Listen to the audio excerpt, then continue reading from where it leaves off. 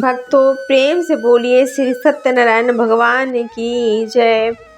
भक्तों आज हम आपको श्री सत्यनारायण भगवान की व्रत कथा सुनाएंगे। एक समय की बात है, निशिन्य तीर्थ में शौनकादि ऋषियों ने सूत जी से पूछा, हे प्रभु, इस कलयुग में वेद विद्या रहित मनुष्यों को प्रभु भक्ति किस प्रकार मिल सकती है जिससे उनका उद्धार हो सके। हे मुनि श्रेष्ठ, कोई ऐसा तप बताइए जिससे थोड़े समय में ही पुण्य फल और मन वांछित फलों की प्राप्ति हो जाए। इस प्रकार की कथा सुनने की हम सबकी अत्यधिक इच्छा हो रही है। सर्वशास्त्रों के ज्ञाता सूत जी बोले, है वैष्णवों में पूज्य, आप सभी ने प्राणियों के हित की बात पूछी है, इसलिए मैं एक श्रेष्ठ व्रत को आप लोगों को बताऊंगा जिससे नारद जी ने लक्ष्मी नारायण से पूछा था और लक्ष्मीपति ने मनि श्रेष्ठ नारद जी से कहा था। अब आप भक्तों इस कथा को ध्यान पूर्वक सुनिए। एक समय की बात है, योगी राज नारद जी दूसरे के हित की इच्छा के लिए अनेकों लोकों में घूमते हुए मृत्यु लोक में आ पहुँचे। यहाँ उन्होंने अनेक योनियों में जन्मे। प्राय सभी मनुष्यों को अपने कर्मों द्वारा अनेकों दुखों से पीड़ितों को देखा। उनका दुख देख नारद जी सोचने लगे, कैसे यत्न किया जाए जिससे करने से निश्चित रूप से मानव के दुखों का अंत हो जाए। इसी प्रकार वे मनन करते हुए विष्णु लोक में पहुंच गए। वहां वे देवों के ईश नारायण की स्तुति करने लगे, जिनके हाथों में शंख चक्र गदा और पद्म थे, गले में वरमाला पहने हुए थे। स्तुति करते हुए नारद जी बोले, हे भगवान, आप अत्यंत शक्ति से संपन्न हैं। मन तथा वाणी भी आपको नहीं पा सकती। आपका आदि मध्य तथा अंत नहीं है। निर्गुण स्वरूप सृष्टि के कारण भक्तों के दुखों को दूर करने वाले हैं। आपको मेरा नमस्कार है। नारद जी की स्तुति सुन विष्णु भगवान बोले, हे मुनि श्रेष्ठ, आपके मन में क्या बात है? आप किस काम के लिए यहाँ पधारे हैं? उसे निसंकोच होकर कहिए। इस पर नारद मुनि बोले कि मृत्यु लोक में अनेक योनियों में जन्मे मनुष्य अपने कर्मों के द्वारा अनेक दुख से दुखी हो रहे हैं। हे नाथ, आप मुझ पर दया रखते हैं तो बताइए कि वो मनुष्य थोड़े प्रयास से ही अपने दुखों से कैसे छुटकारा पा सकते हैं। श्री हरि बोले, हे नारद, मनुष्यों की भलाई के लिए तुमने बहुत अच्छी बात पूछी है। जिसके करने से मनुष्य मोह से छूट जाता है, वह बात मैं कहता हूँ, उसे आप ध्यान पूर्वक सुने। स्वर्गलोक व मृत्युलोक दोनों में एक दुर्लभ उत्तम व्रत है जो पुण्य देने वाला है। आज प्रेमवश होकर मैं आपसे यह बात कहता हूँ।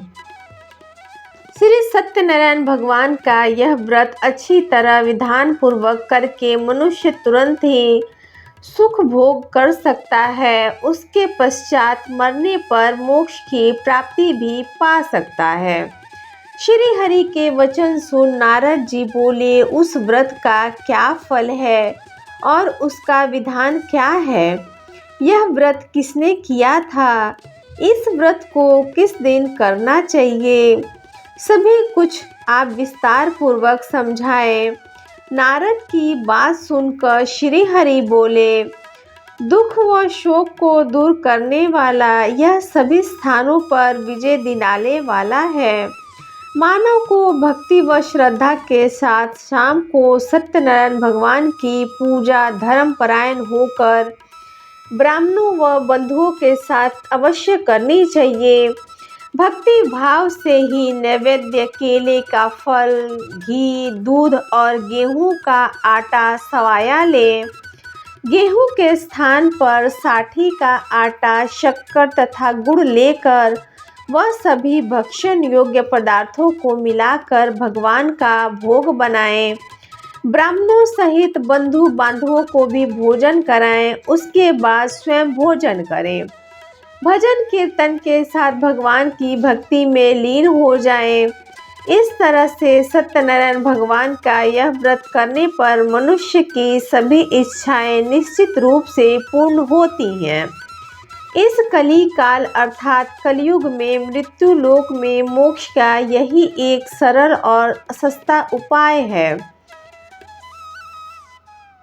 सूत जी बोले, हे ऋषियों, जिसने पहले समय में इस व्रत को किया था उसका इतिहास मैं आपसे कहता हूँ, कृपया आप ध्यान से सुनो। लेकिन भक्तों, इससे पहले हम आपको बता दें, यह श्री सत्यनारायण व्रत कथा का पहला अध्याय था जो निर्विघ्न पूरा हुआ। अब हम सत्यनारायण भगवान व्रत कथा का दूसरा अध्याय आरंभ करते हैं। भक्तों, आप ध्यान पूर्वक सुने। सुंदर काशीपुरी नगर में एक अत्यंत निर्धन ब्राह्मण रहता था। भूख प्यास से परेशान वह धरती पर घूमता रहता।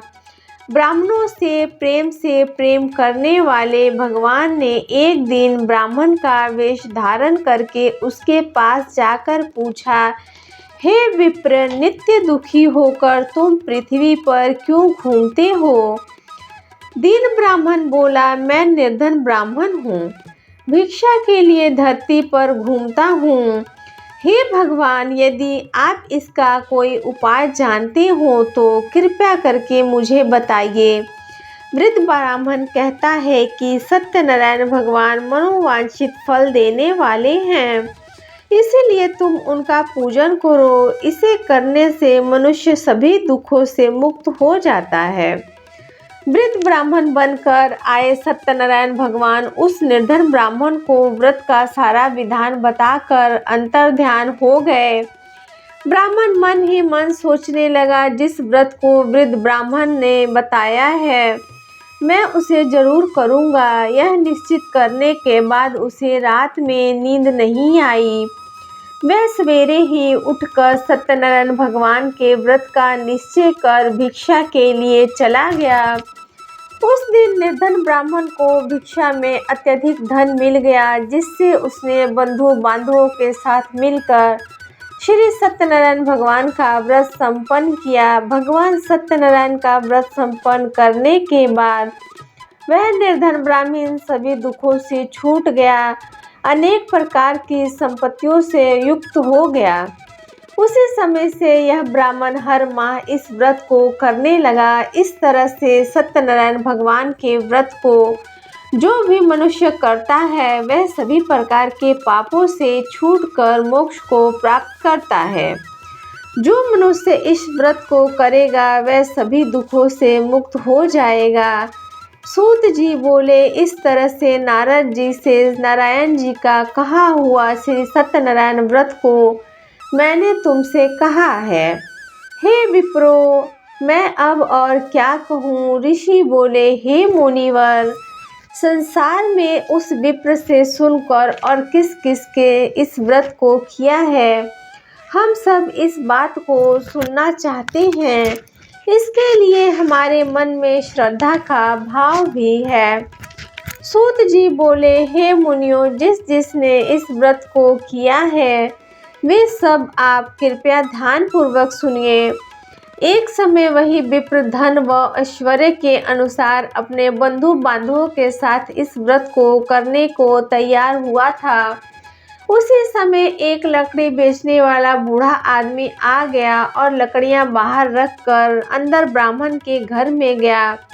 प्यास से दुखी वह लकड़हारा उनको व्रत करते देख विप्र को नमस्कार पूछने लगा, आप यह क्या कर रहे हो? तो ब्राह्मण ने व्रत के बारे में उसे बताया तथा इसके करने से क्या फल मिलेगा इसकी भी जानकारी उसे दी। ब्राह्मण ने कहा, सब मनोकामनाओं को पूर्ण करने वाला सत्यनारायण भगवान का यह व्रत है। इनकी कृपा से ही मेरे घर में धन धान्य आदि की वृद्धि हुई है। विप्र ने सत्यनारायण व्रत का या इसके बारे में जानकारी लकड़हारा से प्राप्त कर बहुत ही प्रसन्न हुआ। चन्नामृत लेकर वह प्रसाद खाने के बाद वह अपने घर गया। लकड़हारे ने मन में संकल्प किया, आज लकड़ी बेचने से जो धन मिलेगा उसी से श्री सत्यनारायण भगवान का उत्तम व्रत करूंगा। मन में इस विचार को ले बूढ़ा आदमी सिर पर लकड़ियां रख उस नगर में बेचने गया जहां धनी लोग ज्यादा रहते थे। उस नगर में उसे अपनी लकड़ियों के दाम पहले से 4 गुना अत्यधिक मिले।